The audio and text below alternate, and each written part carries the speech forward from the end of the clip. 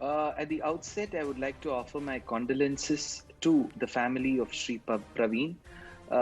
ಅವ್ರ ಆತ್ಮಕ್ಕೆ ಸದ್ಗತಿ ಕಿಟ್ಟಬೇಕು ಅಂತ ಒಂದು ಅಭಿಲಾಷೆ, ಒಂದು ಪ್ರಾರ್ಥನೆ. So this being my home state, I know how beautiful this state is. And coming to the communal murders and the political murders in these districts, it's very alarming, Anand. And this shouldn't be the case with a state, such a beautiful state like Karnataka, and for that matter, Bharatadesham, India itself. So, without getting into much of the details, because when some investigation is happening, it is not right on my part to put on fingers at somebody and say this particular man or this particular community has done that. But that being said, we do realize that a lot of these murders that happen in the southern part of Karnataka, especially coastal Karnataka and the northern part of Kerala, have to do with two political ideologies which are also bent on religions and divided on religious lines. So it is high time that youngsters leave the people above the age of 50, people below the age of 50 or 40, people who are working, people who are studying, should get together and have some basic rules about how to treat each other, though we are of different religions. If probably there is some kind of harmony and there is no more radicalization that should happen. We know the state of Middle East, what it is left to.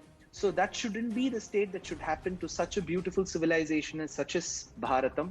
So people across communities, political lines should sit, and such murders should not take place. Interestingly, Anand, the previous news clip that you showed about a political leader having stacks of cash in his house should make political karyakartas in all parties, across parties, realize that they are not making money. Who is going to fend the family for the person who has died now? Praveen's family.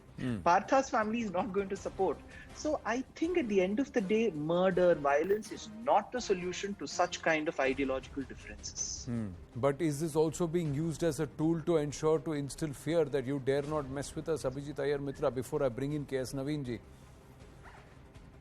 Look, Anand, with this particular area, it's always had way too much communal tension.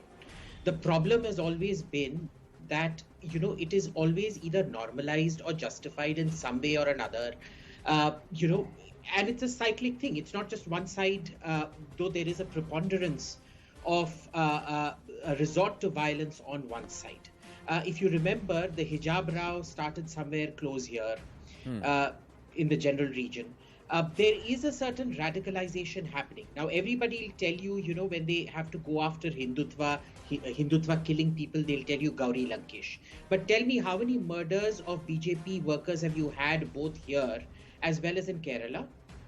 This is now getting to be a pandemic. There is all this hate being stoked online. And obviously, at some point, it is going to pay off for the people stoking that hate. And whether we like it or not, the BJP workers are the targets of it.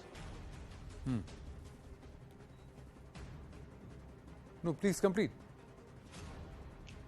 Well, I mean, there's very little we can realistically even do about this, because you see, the thing here is, how do you stop politics? The politics of the left is fundamentally, BJP is fascist, BJP is anti-Muslim, BJP is trying to genocide, whatnot, etc., etc., etc.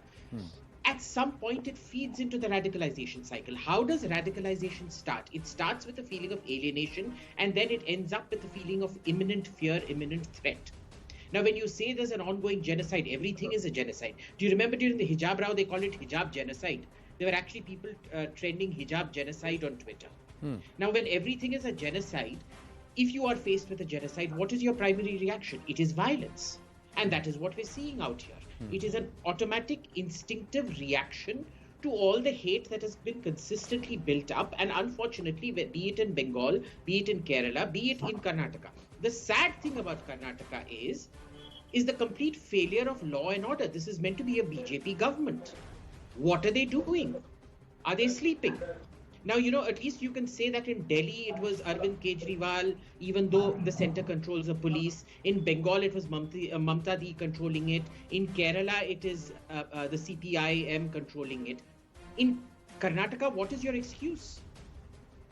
at some point there has to be some cracking down. BJP legislators that I'm talking to are saying, oh, you know, they live in ghettos, we can't really go in. We know people who do these things, but we can't really go in and get it because it's going to stoke more flames, etc., etc., etc. It becomes very problematic. Though in this particular case, we have to see if it was because of radicalization or if it was some business dispute gone sour.